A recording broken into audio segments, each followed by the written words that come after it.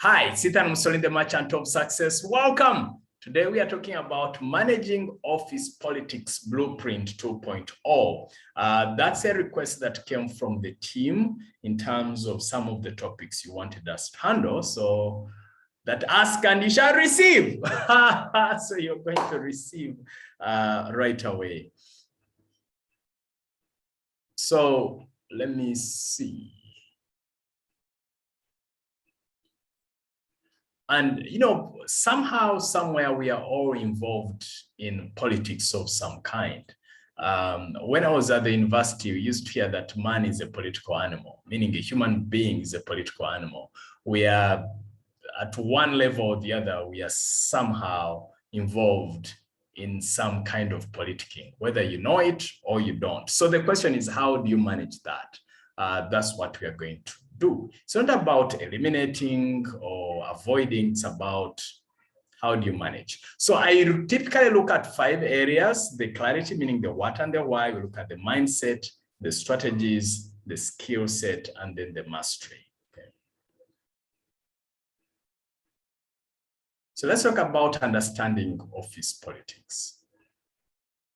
Office politics or workplace politics, when we talk about this specific subject, what we really mean is the use of power and social networking within an organization to achieve changes that benefit the organization or individuals within it. Usually it's about this: individuals benefiting more than organizations benefiting. Usually that's how it is. But sometimes politics is there to just benefit the organization. There are those who play politics to benefit the organization. And when we talk about office politics, it's really simply relationships plus power. So if we were to boil it to 3 words, it would be relationships and power, right? So that's what we mean in this context. And it's an inevitable part of doing business. It's an inevitable part of doing work. Somehow, somewhere, it is what it is. And you have to figure out a way to live with it or deal with it. So why is this skill important?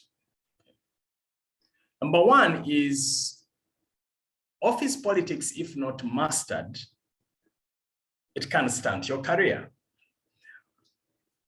I will tell you there is someone I coached on the art of public speaking and was a head of an institution. And this person, I want to give details. So this person was warned by someone to pay attention to the politics, and what he meant, what this person was advising this individual was around the idea of paying attention to the relationships and power. This person thought, well, it's just a question of me just doing my technical work. That's what matters the most. Anyhow, unfortunately, this person, with the best of intentions, did not last in that organization for very long. Very, very smart person. And somehow politics kicked her out, not because of anything shady that was done, but because this person did not pay attention to the power dynamics. And office politics is a skill without which success will only remain a dream. So there are certain, if you do not pay attention to the power dynamics and the relationships, then it's going to limit how far or how much success you enjoy. And this is a reality that we live with. Mastering this skill gives you an edge, all right? So it is what it is indeed. Here are typically reasons for work politics. So how come we sometimes find ourselves in this space of work politics? All right, so there are employees just aspiring to come in the limelight, so to speak, without,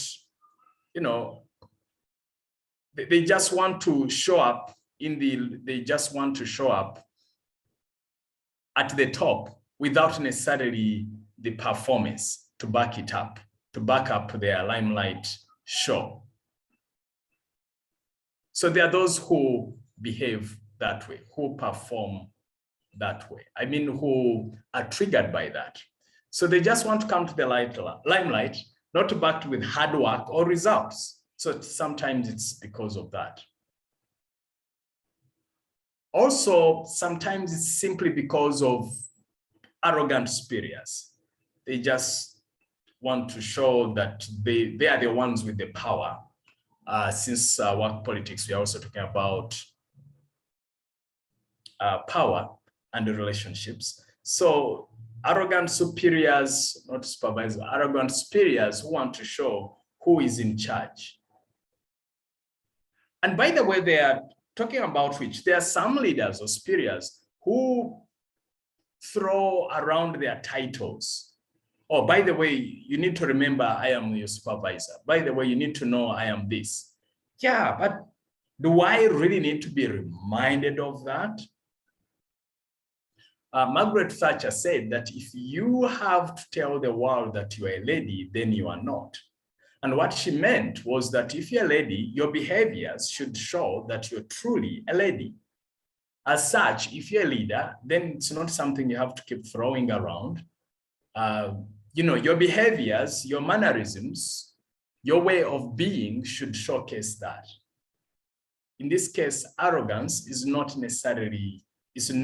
a good trait for leaders. But we know that arrogant superiors do trigger office politics or work politics. The other thing is ambiguous roles.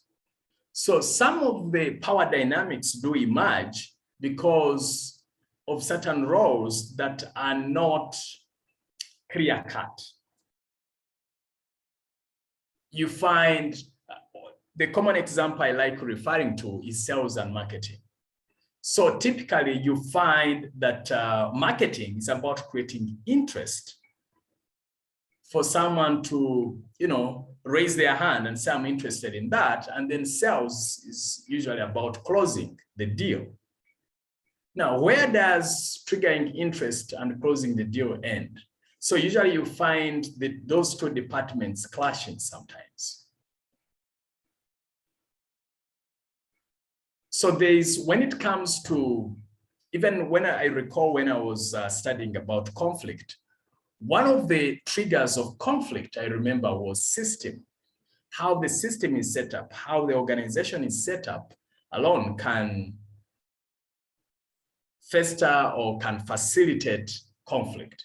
In the same way, when the roles are ambiguous and meaning there are potential clashes, then people want to show that, hey, this is my turf, that's not your turf. This is my role, this is not your role. And people start politicking or literally campaigning, doing political campaigns around whose turf is it, whose territory is it. So if you're a leader, one of the ways in which to minimize politicking is to make roles as clear-cut as possible. The other reason for politics is the poor work culture. When people are poor performers, some of the biggest politicians, in quotes, at the workplace are the poor performers. They talk more than work. So they want to cover up stuff. They want to cover up their iniquities. They want to cover up their low performance. And as such, if the work culture in an organization is a poor one, then chances of too much politics are very, very high. Because you see, people who are super productive, they don't have the time to go around politicking. They are super busy working, producing results. So usually people who do not spend a lot of time working, guess what? They spend it politicking. Hence, poor work culture usually triggers that. Lack of supervision and control at the workplace. So because there's sometimes in Runyankore they is saying, "Ngunyine kakwa kubatarya haka ibinya bitemba chidongo." Some of you understand it, can remind me the exact wording, but in that, so direct translation is that when the leader of the home is not around, then the lizards start climbing the wall all over the place. So with minimal supervision or with minimal control, then politicking is very high. Many lizards in course want to climb all over the place. And please don't start saying that, am I referring to people as lizards? No, just as I'm just building up on this saying from my local language. So the key thing to remember is sometimes when there is little or no supervision, then you're guaranteed to have some workplace politics. The other reason sometimes is jealous.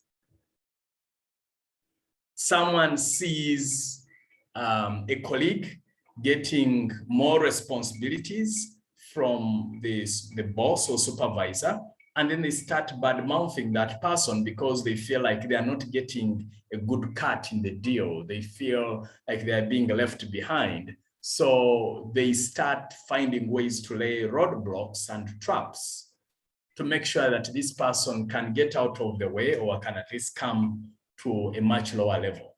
So jealous is a big, big deal. And mind you, these things I'm talking about, all I can say is stay far away from them in case you have any of these habits, because then you shouldn't be the kind that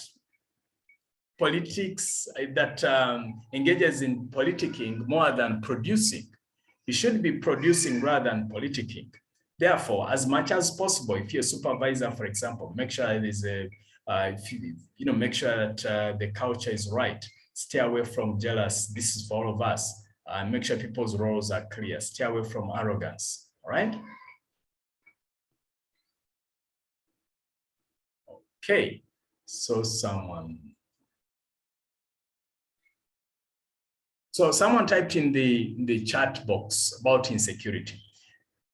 Insecurity is huge, and that's part of the jealous also.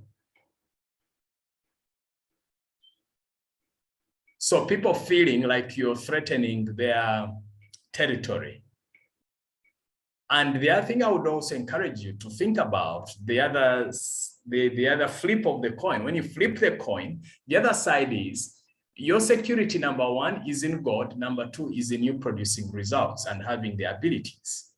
Are you a kind who adds value wherever you are? Now, if you're always adding value wherever you are and you have God by your side, that is your security right there.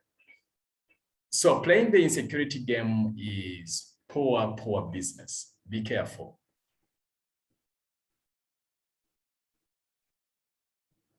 Magdalene also says lack of clarity of the required qualifications or experiences for the different jobs. Yeah, and this usually happens when it's the opportunity is available for internal, how do you call it, internal opportunities, because when it's from the outside, that could be a different matter, but it's even hotter when the required qualifications and indeed experiences are not very clear. Someone with 5 years experience, yes, but are there specific qualifications, for example? Or someone just says adequate experience. All we need is someone with adequate experience. What do you mean by adequate experience? Yeah, so when things are not clear and are left to multiple interpretations, whether it is qualification or experience or what a successfully done job is. And I remember before I was talking in one of the programs, I was talking about who qualifies for promotion. If that is not clear, that is not clear, then there's going to be a lot of politicking in it. So there should be clear-cut definitions around those things, so they are not left to someone's whims and desires. Yeah. So thanks, Emily and Magdalene, for those extra additions. Yeah, Magdalene has also added here one of the reasons for work policy is unclear performance standards. Absolutely spot on, and that's why I was also referring to the who qualifies for performance or not. I mean for promotions or not. So who qualifies for a performance bonus or not? What qualifies as great performance or high performance? So when all those things are not clear-cut, trust me, you're going to have trouble on your hands. You're going to see people fighting, positioning and repositioning themselves to make sure that they fit. And of course, the poor performers will want the performance standards to come as low as possible so they can qualify for either a promotion or a huge success. For example, let's say during the performance appraisal, if scoring a 1 or a 5, the standards are not clearly cut, then you're going to have, again, politics and a lot of tension on your hands. Okay, great. Let's look at the mindsets for office politics that are useful for you. Number one is to remember that informal networks are important networks. Let me tell you what I mean. There's a gentleman I was working with. I was coaching him on a one-to-one basis about 10 years ago. And he taught me something really powerful. He didn't teach me directly, but something I learned from him. For him, even though he was working where he was working at in an influential position, he was always keen to stay in good books with even the networks outside the workplace, whether, especially people who had influence towards that entity. Now, you might say, isn't that being sneaky? Or no, I feel it's healthy. So long as it's done in good spirit and you're not doing, and he wasn't doing that to badmouth people or to hurt people, anything. No, he had a good heart, but he just was heavily networked. And at one time, those networks, came to his aid when he was amidst some challenging situations. So just know that informal networks are important networks. That's one. Two, it's not just about the networks outside. It's also about you creating networks within the organization, so to speak. And when I say informal, let's just suppose, this is very useful for you.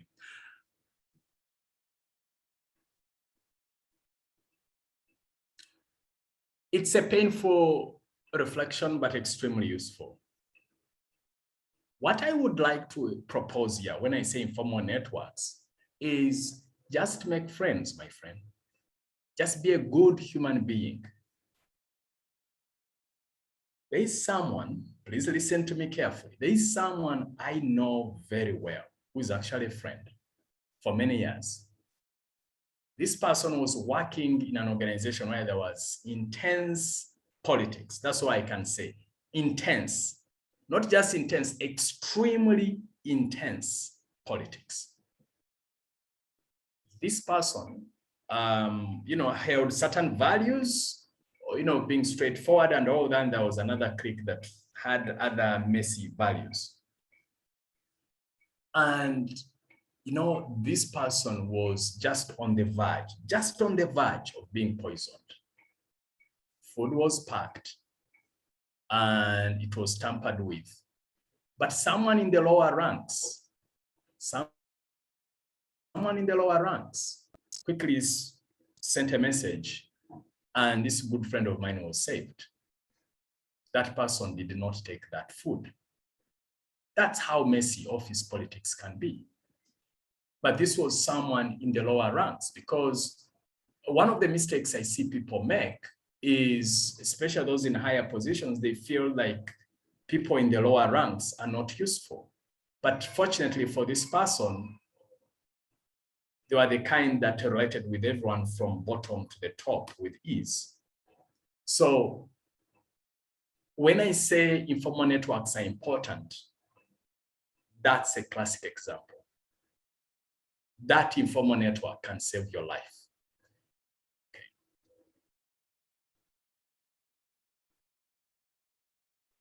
All right, so that's number one. Number two, the other mindset, which is useful, is to think this way. What would happen if I stopped worrying? Because there are also people who are warriors. They worry from first minute to the last minute, and they don't have a life, literally. So you just need to ask yourself. I believe it's Dale Carnegie who wrote the book that Stop Worrying and Start Living. So I've never read that book, but the title is amazing. A good friend of mine was recommending that I read it. Stop Worrying and Start Living. So what would happen if I stopped worrying? Because there are people who really, really worry about the office politics and they forget to even live. And I'm saying you just can't live your life that way, to worry at that level. Next is the peace and happiness mindset. Be known to be a conduit of peace. The truth of the matter is there are people who are conduits of conflict. There are people who are conduits of politics. There are people who are conduits of hate. There are people who are conduits of fights and intrigue. You don't want to be part of that. You don't want to be a promoter of that. By the way, just so you know, that what you sow, you reap. These people, even if they survive there, trust me, one day, someday, they will be a victim of the same politics, either in that organization, in another organization somewhere. So never feel excited or pulled towards the lure of just, going into those games of intrigue and all that. If you do politics for the goodness of the organization, for the goodness of you just being aware of what's going on and all that, meaning you have clear intentions and a clear heart, that's fine. What I do not advise is for you to get into this hustle and bustle of pulling people off, fighting and mudslinging and backstabbing. That is a no-go area for you. It's not sustainable. Even those who seemingly make it to the top through that, time catches up with them. Stuff catches up with them. And then they come tumbling down. That's law. That is law. You see, there are certain laws that you cannot violate. Reaping what you sow is a law. See, there are ideas and then there are laws. Laws cannot be violated. For example, if you jump from the top of the house, there's zero chance that you go up unless there is a transfiguration, and that is almost never going to happen. So you're going to fall. Why? It is law. In the same way, the law is you reap what you sow. That's a law. Now, reaping does not happen at a particular time, does not have a specific time frame. And no, but what we know is that you will reap that. So just remember that. So that's why I'm saying be a conduit of peace. Positive attitude mindset. Be positive. Just know that things will be better. Just carry that energy around you. And then that energy will extend to the rest of the people around you. You'll be more attractive to deal with. You'll be a better partner for people to work with. And that's always a very positive thing. And for those of us who have secured the recordings, of course, I have a whole program, the positive attitude. The other key is self-accountability mindset. What I mean by that is just check in. How are you performing? How are you delivering? How are you interacting with the people? Are you performing at the standards of that organization? Are you in alignment with the culture of the organization you're working with? So meaning it is Socrates who said that an unexamined life is not worth living. Examine yourself, check your heart, check your intentions, check your behaviors, check your language, check your interactions. How are you performing? Is it up to standard?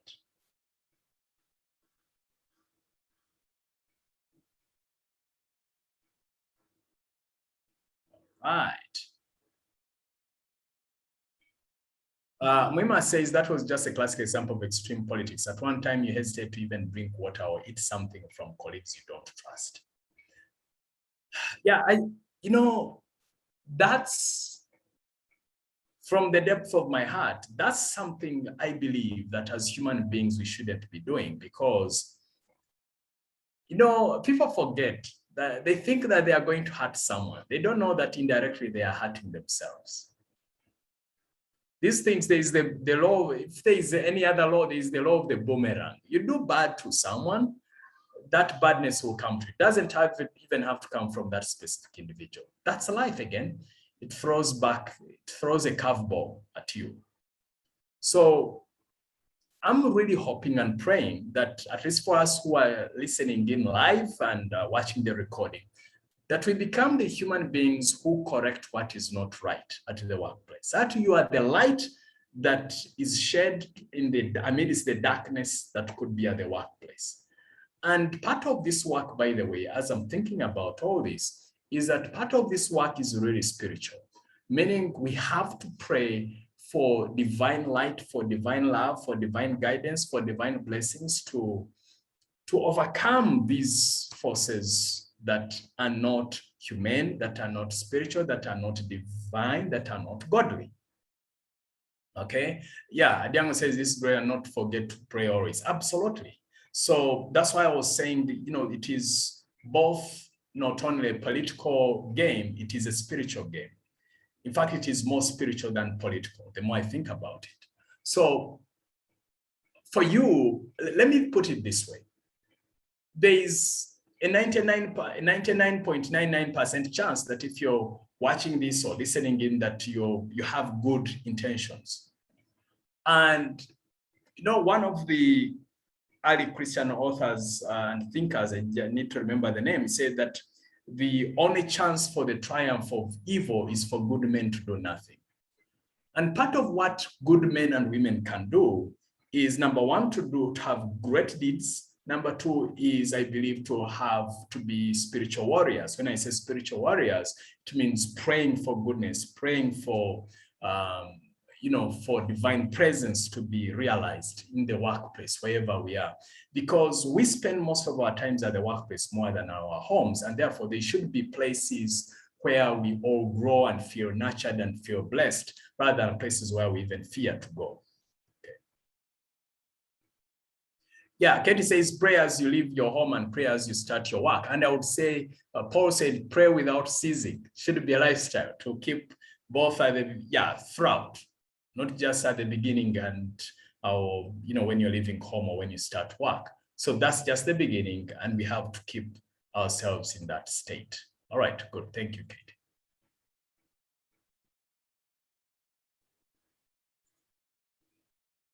Let's talk about strategies, core strategies for managing office politics. Number one, neutrality in emotionally charged situations. Don't react to the negativity around you. What I mean by that is to be peaceful amidst the storm. If you let those charges trigger you, then you're going to be thrown around. And there are people, by the way, who say certain things, do certain things, so that you may misbehave, and some of them, they will say certain words at a particular moment, so that they can throw you off balance, so that you lose your shape, so to speak, so that you lose your brand, so that you lose your name. So there are people who do that. And as such, part of political maturity is how you respond. And when I say neutrality in emotionally charged situations, it's really about staying calm, all right? Staying calm as much as possible. And please note, there's a difference between reacting and responding. So reacting is just fight or flight mode. Responding means you've thought through something and then you're going to respond. So when I say do not react to the negativity around you, that does not mean that there are moments where you have to respond, not necessarily being reactionary, but you respond calmly and strategically. But the core thing is, when there is a huge emotional charge, as much as possible, stay calm. The other strategy is the open communication strategy, open communication culture or strategy. Staying away from corridor talks. Some of you have had me say this, that at Success Africa, corridor talks can get you into trouble. But in the open, you can say anything. In fact, it is encouraged as much as possible, because I cannot stand corridor talk. I can't stand, what do you call it? Hypocrites. I just cannot stand that. So for me, the people know you have the right. Your job is extremely secure to say whatever you want to say, but so long as it's in the open.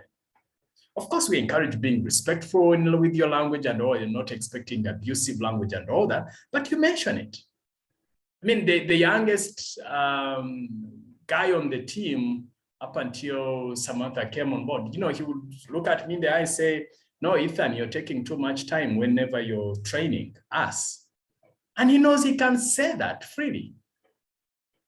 And then I apologize and say, "Okay, I apologize. Next time I'll keep time." He knows he's very safe to say that. This is someone that that is almost 20 years younger than me, but he knows he's safe. So, okay. Now, of course, as a leader, that's a different dynamic. So what does it mean for you if you are not necessarily a leader? What that means to you is, if you see gangs or cliques, people say, you know those guys, they're this, that.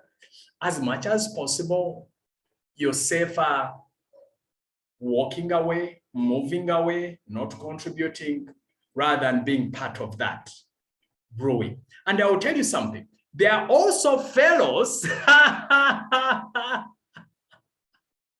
Oh, Lord. See, there are also fellows who are looking for information. So they throw in some corridor talk topics, throw you in a bait, and they may even put a recording, just looking for you to say a negative comment towards the head of the organization. They pass on that recording, and then you are yanked out. You're kicked out. Someone was also asking yesterday, okay, that how do you deal with those bosses who do the divide and rule? And I would be happy to get some responses from some of you later, because that's quite a very challenging question. But I will tell you this, in that one of the strategies that the divide and rule superiors use is that they will send a spy in the group and say, "You go and say this, and let me know what people are saying." Let me know what, you figure out what people are saying. So he stirs up the conversation as if he's against the boss, so to speak. But meanwhile, he or she has been planted by the boss to see who is for the boss and who is against the boss. So meanwhile, you think that, oh, I found someone who thinks like me, and you start contributing. Meanwhile, someone is taking note. They're like, okay, all right. So staying away from corridor talks will protect you from one of the maneuvers that the divide and rule personalities deploy, which is to actually deploy spies to see who is for me and who is against me. And they do certain things strategically to make that happen. So as much as possible, stay away from corridor talks. And yeah, the third strategy, so meaning if it's in the open, fine, you can. Oh. Okay, great, thank you. So just beware. So meaning as much as possible, discuss things in the open. When it's in the corridors, be very careful. It's never safe. The other third strategy is the intolerance to mudslinging campaigns. Let this be known. What I mean by that is twofold. Number one is, if someone is doing some mudslinging towards you, I mean, go look at them in the eyes and talk to them about the same. And I gave you an example yesterday. So whereby you can look at someone in the eyes and say, you know what, just curious, what is it that you're intending to achieve by you bad-mouthing me or doing this mudslinging campaign? And the reason why that also is important is some people think that you don't know. So when you show them that you know, that might stop them in the tracks. Then, and of course, this is not something you do by shouting at them and fighting them. And just say, you know what? It has come to my attention that this is happening, and I'm just curious, what's your intention? What would you like to achieve? And of course, I say, no, I didn't. I mean, those people are lying. You know, those people will be just creating stuff for me. And say, look, and I would really appreciate it if you have an issue with me. Look at me in the eyes. Let's talk about it. I know I'm not an angel, but most importantly, I would be more than glad to work on something that you feel I need to improve, rather than you bad-mouthing me, because I believe we are here to be better. And that's the same thing you should expect from me. Not to do a mud-slinging campaign against you, and if I have an issue, I'll come and talk to you straight away. Can we agree that we behave like two professional adults, whereby if there is an issue, we talk to one another? Don't you think that would be a very useful way to relate moving forward? And unless they are just, because they are characters who are just way beyond measure, if they have some sense of reasonableness, then they will say yes, and at least it will slow down their mud-slinging campaign. So that's one. Number two, that's if someone is doing a mud-slinging campaign against you. Number two, someone could be doing a mud-slinging campaign against someone, and they are just talking about it. So what you do is say, you know what, for me, to be honest with you, I just would like to know, have you talked to this person about it? Say, they most likely they will say no. Say, you know what, I would really appreciate it. Rather than share all this with me, I would really appreciate it if you went and talked to this person about the same, because I believe the best way to solve this issue is by you engaging that other party. Now, please note that as I'm sharing this strategy, some of you are saying, that cannot work. I've ever used it and it didn't work. Please remember, all this also depends on context. There are contexts whereby in one situation it won't work and in another situation it will work. And number two, in challenging moments, the tone matters. The tone, the languaging. So it could be that there are certain words I'm using specifically, and those of you who will be watching the recording again, you will know, you'll get the nuances. There are certain ways of communicating that it could be the same message, but if you use the wrong words and the wrong tone, you'll mess this up. So in moments of politicking, so to speak, of intense conversations, you have to be careful with the tone and the language. It has to be firm, yes, but diplomatic at the same time. And you have to look at the person in the eye, because when you look at the person in the eye, you'll get a lot of information. Are they responsive to what you're saying? Are they fidgeting? Are they angry? Are they excited? Are they keen? You get all this data. So meaning, do not become a dumping ground for mud-slinging campaigns. And you should also not necessarily tolerate someone just doing mud-slinging around you for forever and ever, amen, about you. Okay. The fourth strategy is professionalism through and through. So you steer clear of gossip, which is more or less like corridor talks, but follow procedure and policies. Do not be used. So please study, study, and study. I've had stories. There's someone I know who pays a lot of attention around procedure and policies. So some of the ways people use politics to hurt people is that they will get you to do something that is outside of procedure and policy. Then once you're in hot soup, they say, oh, you see, by the way, they did this. They will send an email, they send a text message, they will send a WhatsApp message to the person responsible, and boom, you are out. You're knocked down. Number two, when I say do not be used, I really mean it, because there are people who use their positions to get you to sign certain documents, to do something that is illegal. Please note that that will not last. Having said that, here is something very important. There is another international coaching client I have. So she's very smart.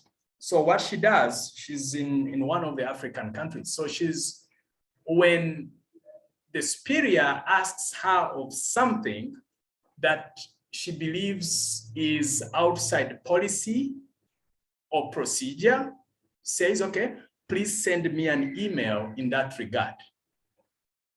Please do not rely on just verbal promise, or a verbal statement to execute something from the powers that be above without something in writing. Because in case you land in hot soup, the statement of "you told me so" will not stand. Because they can easily say, "No, I never said that. No, I didn't." But if it is in writing, then at least you have written evidence. So please, I know that there are those moments where you may not have room to say no to someone pushing you to do something against procedure or policy. Then in that case, if you feel you don't have room to negotiate your way out of that, then please get something in writing to back you up in case you land in hot soup. Then you say, "You know what? It was an instruction." Then that person is responsible. And if he is someone who is superior to you, then at least you have some ground to defend yourself. But this business of "we talked over the phone, I swear we talked over the phone over it," or "we were in a meeting and you said this," he will say, "Nope." If it is minuted, that's another matter also. If it was in the minutes, at least that could be another. The other thing I've also found extremely useful, when you feel like you are operating in, and by the way, this procedure and policy, again, like I've mentioned, some people just, use your ignorance of policy and procedure to get away with stuff or to get you into hot soup. So that's why I'm saying, please study the policies and procedures of your organization. Because I know someone who has survived many traps by that person being keen on what does the policy and procedures say. And then they have managed to survive that. There's something else I wanted to say, but I'm sure it will come. God will help me to make sure that I remember that other point. Yes. Oh, yes. This is what I wanted to say. Now, if you are in a situation, there are certain characters whereby over time, they have learned to say things and then all of a sudden get away with stuff.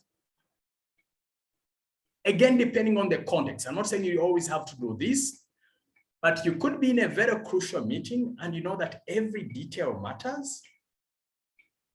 Please consider, I'm not saying you always have to do this, I would say consider recording, turning on your phone recorder. It has ever saved me. Because again, someone will say nope, because it may not be in the minutes.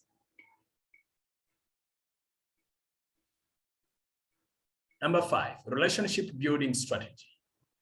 Fuel positive relationships, build teams. Again, this is part of what saved that other friend that I know.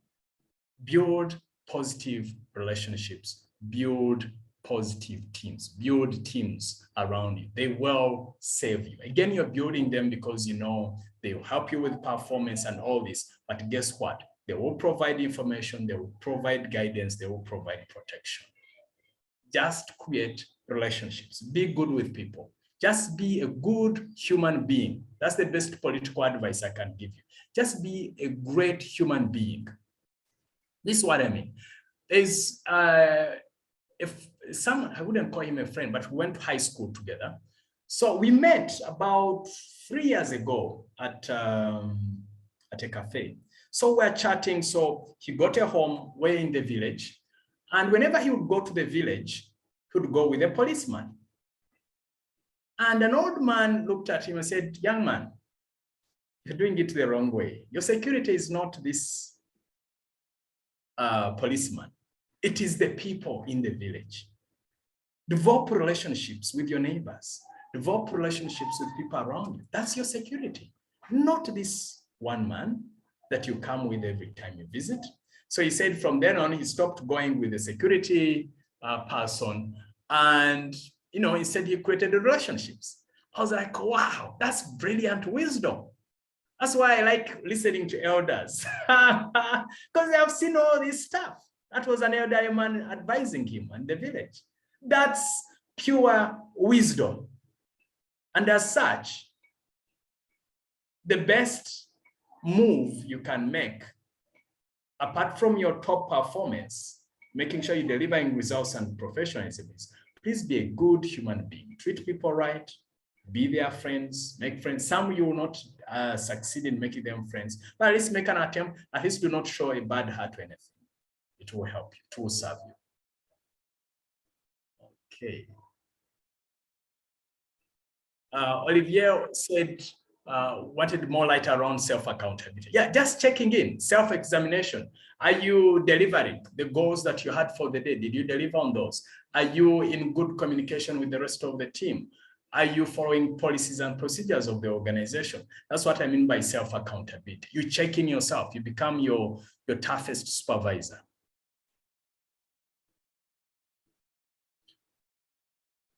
Okay.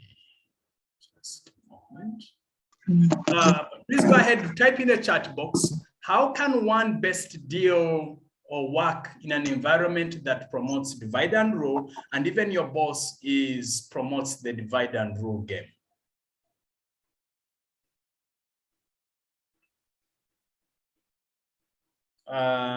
Deliberate intention. It is a deliberate intention management to assess their employees' feelings about their management style. I'm not understanding that. It could be. You may please throw more light. Not understanding what you're saying there. Please type in the chat box. How can one best deal with a boss who pushes for divide and rule to control, and also a culture that is into divide and rule? Olivier says staying focused on your targets and goals is very key. Absolutely.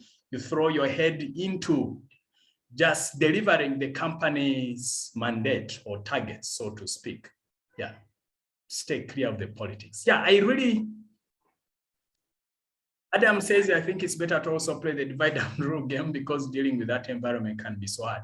Yeah, then when you play that game, then you're part of the game, and I'm not a big fan of that because then you're not performing above the crowd, so to speak.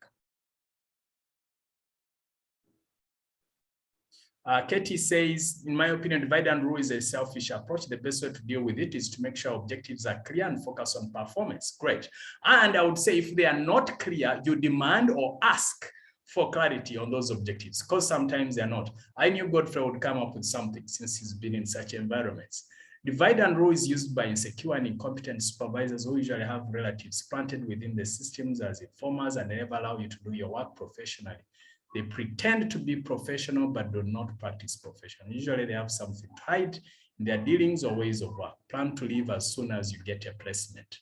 Okay, yeah, so for me, the leaving, I wanted to mention that as, your last resort if you're not able to find a way. And I would say, Godfrey, so me, leaving is one of the final strategies. And number two, I also strongly believe in my heart of hearts is that sometimes you could be there to help or facilitate cleaning up the system. So if you feel it in your heart, like your mission is finished or done, then it's okay to move out. It's not like every time the place is dirty that it's time for you to run away. How do you know that you are not planted there to clean up the place? Or to not clean up, but at least to kickstart the process or to contribute to the process of cleaning up the place. Sometimes we are in these challenging places for a reason and for a season. So meaning God sees so much mess there and says, I need to send someone who is upright. And of course, it's not going to be easy for you. So let's also remember sometimes you're there for a reason and a season, definitely. And sometimes your time is up and you have to go.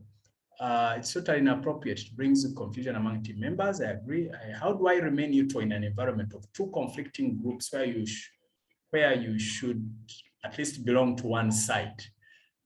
Muima, that's a deep question. And I would say, as much as possible, you're not, again, I'm just going to give you a theoretical statement, but then it's you to use your emotional intelligence in the moment. So you're there not to belong to a group. You're there, you were hired to do a particular job or a specific job. So it's not about which group do I get into. It's about how can I best deliver on my mandate or results amidst this challenging moment, amidst this challenging environment. That's your big question. I guess I was trying to be neutral for those who could be in favor of the divide and rule. Totally agree with you, Ethan, that it's simply a control issue. Okay, good. 360-degree assessment also makes stuff better. So about assessing employees' personal feelings, staying positive and never to raise your expectations. So an open mind and accommodative approach may be of help. Great. So this is what I also believe I would like to add in addition to your useful contributions, that number one, someone talked about prayer. I really strongly believe in prayer. All right, that's number one. Number two is forgive those people who are mad slinging or doing all this politicking and the divide and rule game. Then number three, you could also start, you could say it is also partly politics, but healthy politics, not divide and rule, but healthy politics. Look for influential beings to say, okay, by the way, this environment that we are living in, how best do you think we can influence it positively? How can we really get everyone on board? You can find those indirect partners that could be in alignment with your thought process. There are people who even have prayer warriors at the workplace, and that could be one of those things that you could move along with. So you can get these indirect entry points to influence the environment. Okay. Godfrey say, okay, to change the system and build a work if it doesn't threaten your life. Again, Godfrey, just to make sure that I'm on the, just to make sure that I communicate my position here. I'm not saying that that's not an option. I've said that's the last option. I didn't say it's not an option. If it reaches a moment whereby your life is under threat, yes, definitely move out. Because it sounds like for you, by the time you left, that was the situation. Your life was in danger. Then it's not worth it. It's not worth it to stay there. So I'm saying apart from those extremes, like the situation you are in, and I also have a feeling, regardless of what the unfortunate situation that happened, I strongly believe you left some positive marks in that organization and someone built on that. And thankfully, you're still alive and kicking. So that's where I was coming from. You played, you were there for a reason and a season. Your season was over and you left in unfortunate circumstances. And at the same time, even though I don't have the details, I have 10,000% confidence that you left some positive seeds that you sowed there. That's what I meant. I just didn't want people to think that the moment you enter in an organization and there are relatives, there is divide and rule, that you start thinking of moving away right away. No, that's not something I would advise someone to be thinking about, because then unless from day one your life is in danger, then definitely. But not everyone who is in an environment of divide and rule, their life is in danger. That's just to make sure that I'm clear on that.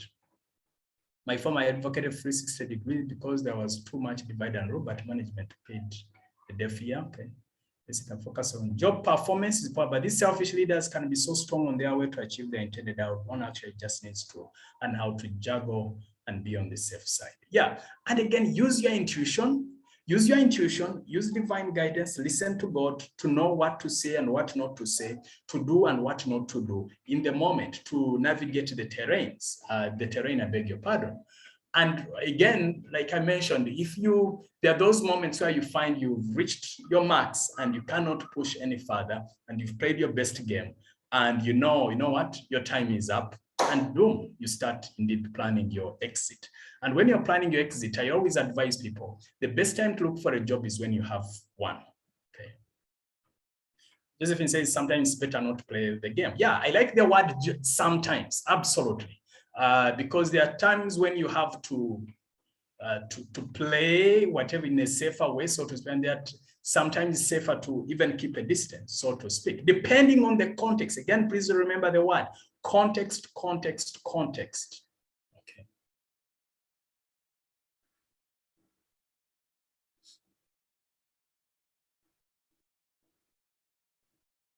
All right, let's go to the skill set. Let's talk about the 6-step plan for managing office politics. Number one, dissect the informal networks. What do they stand for? How do they behave? What is the subculture? Is it desirable? So you're able to look through all this and think through in terms of what these networks are. When I say informal networks, There are some people who are influencers who make things happen. And when I say make things happen, they don't necessarily have the position, but they make things happen. So you need to pay attention to that. What is the subculture there? Also, develop productive relationships, build enabling connections. So build your networks that will help you to get things done. When I say to help you get things done, something as simple as having a good, not simple, having a good relationship with a driver, for example, is an extremely important relationship, because you know it's going to help you do your work. So develop those productive relationships. If there is someone that you know is senior and has the skill sets and the abilities that will help you become a better person, develop that relationship. Of course, be in good terms with as many people as possible. Number 3 is align yourself to organizational policies and standards, not power camps. So as much as possible, be in alignment with what the organization wants. That in case of anything, you can always say, you know what, this is what we stand for, this is what the policy says, and this is what I did.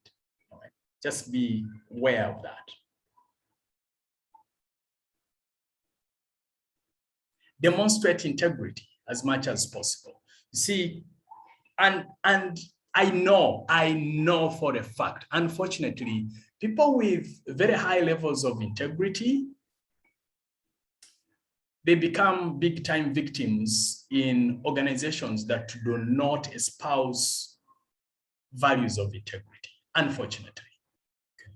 So even when you hear like that unfortunate story that Godfrey shared with you, I strongly believe it's because he stood for a certain level of integrity that the other team members did not espouse to. So either way, not either way. So they, as much as possible, stand for integrity. And then number 2, I'm also going to propose here that if you're to move on to a different organization, search for organizations and pray for organizations that have the values that in alignment with yours, because then it will make your life 10 times easier. But even amidst the heat of the moment and challenging times, please remember to demonstrate integrity as much as possible. Document pertinent issues and decisions. Have minutes taken and the email sent. So when you have these meetings, send an email, say, please confirm if this represents the outcomes of our conversation. And then someone will confirm. If they have confirmed, then later you say, but I don't remember me saying that word, but you confirmed. So that's very important. If you can back it up with the recording, it always helps, definitely, trust me, okay? Especially for people whom you know they are, they're the kinds who are a bit shady, so to speak. The other skill set is to act as if you are the top leader of that organization. Stay away from pettiness. Stay away from small things. Focus on the big things, so to speak. Stay away from pettiness as much as possible. Leave petty things for petty people. Focus on the big things, on the big items.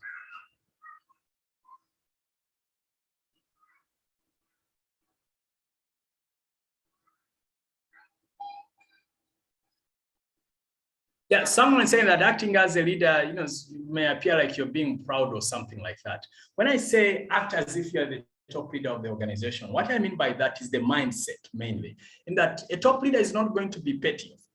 Unfortunately, there are some leaders who are petty, but that's a very small percentage. What I meant is focus on the big things. Let not the small things bother you or pull you off track. So stay focused on what the organization wants to achieve in terms of its strategic objectives and goals and all this stuff. That's what leaders do. They focus on that, while followers focus on these petty small things: who is abusing who is hanging out with who is close to who should fight who. Those are petty things. So I'm saying stay away from that. Behave like the way leaders behave, which is to focus on the big ideas, the things that truly matter. That's what I meant. In terms of mastery, let's remember this. Identify at least one subculture at your workplace, meaning what is that culture beyond the formal culture, so to speak, in terms of the way people connect. Then define their ways of being, how, you're decoding how they think, you're unpacking how they think and how they behave. Then form a power network in the next 4 weeks. Create your own network. What I mean by that is people you know can help you deliver on your mandate. Not fight the other network, but to deliver on your mandate, what you're meant to do, to help you be productive, to stay focused on your task. And it also helps to get someone to be in good alignment with someone who knows the power dynamics, so to speak. Someone who is an old hand, an old guard in the organization, who knows all the corners of the organization. It always helps. Then use the 6-step model above to influence the politics at work. No, remember, I'm not saying to control, but to influence. Okay, so I mean this, you use all this at your play when you're doing your game also, when you're making your moves. Very, very important. Okay.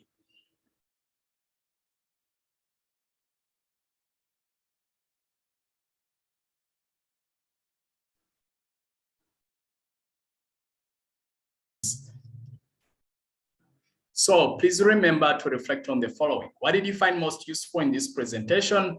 And how are you going to implement the lessons moving forward in your life and career stroke business? All right. Great. So again, when you're contributing, is what have you found to be most useful when it comes to dealing with office politics? Emily says, minding your business and staying clear of work cliques. Brilliantly put. Very few words with deep wisdom. Mind your own business, please. And business means achieving the company goals and objectives and why you were hired. Susanna Tiang says, very informative. You're welcome. Thanks for the kind words. Katie says, focusing on bigger things and not waste time and energy on petty things. Absolutely. You see, the moment you focus on petty things, then you've branded yourself as petty. You put your energies on the big things, you position yourself as a big person. So that's why big brands associate themselves with, say, Olympic champions. Why? They know that that energy, that image of winning will be transferred to the company. So same thing. Emily says, staying away from work physically saves me a lot of drama. Yeah, if you're able to, absolutely, absolutely. Very, very helpful.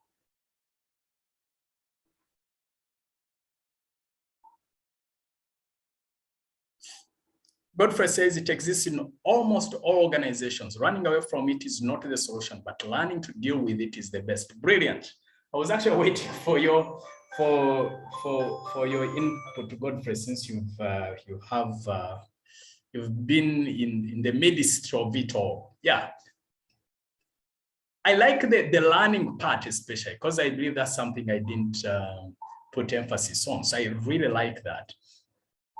So picking out lessons on how to deal with it, because once you pick those lessons, then you can apply them wherever you'll be or wherever you will go.